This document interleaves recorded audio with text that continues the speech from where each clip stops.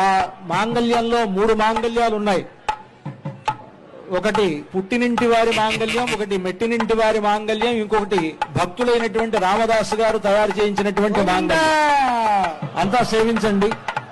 ఆ మాంగళ్యాన్ని రామచంద్రమూర్తి సీతమ్మ వారి మెడలో అలంకరిస్తారు ఇంకొద్దిసేపట్లో. మన పద్ధతిలో దక్షిణ దేశంలో మాంగళ్య ధారణ అనేటువంటిది ముహూర్త సమయానికి జరుగుతుంది. తమిళనాడు ఆ ప్రాంతాలు. మన తెలుగు వారు ముహూర్త సమయానికి జీలకర్ర బెల్లం ఉంటుంది. ఇవన్నీ కూడా మనలో కలిసిపోయి ఉన్నాయి. ఈ ఆచారాలన్నీ ఇవన్నీ మనకి రామచంద్రమూర్తికి ఆచారములన్నిటితో పాటు జరిగేటువంటి గొప్ప కళ్యాణం. ఆ రామచంద్రమూర్తి సీతమ్మ వారి మెడలో ఆ మాంగళ్యాన్ని ధరింపజేసేటప్పుడు జగద్రక్షణ హేతున అంటారు.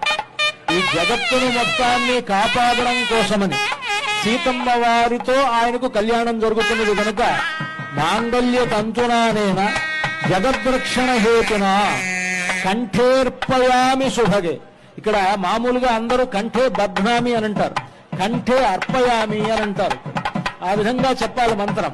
కంఠేర్పయామి శుభగే త్వంజీవ శరదాం శతం అంటూ ఆ మాంగళ్య మంత్రాన్ని పఠిస్తూ సీతమ్మ వారి మెడలో రామచంద్రమూర్తి అర్పించేటువంటి సన్నివేశాన్ని ఇప్పుడు మనం చూడబోతూ ఉన్నాం.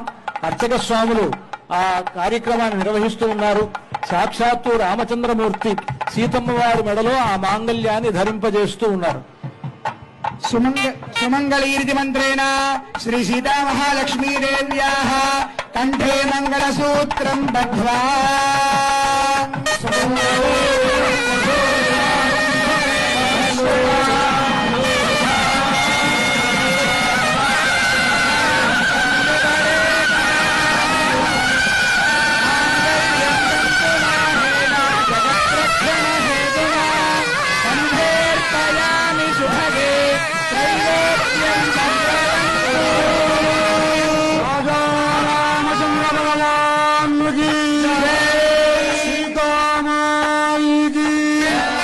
लक्ष्मण स्वामी भवन सुधारी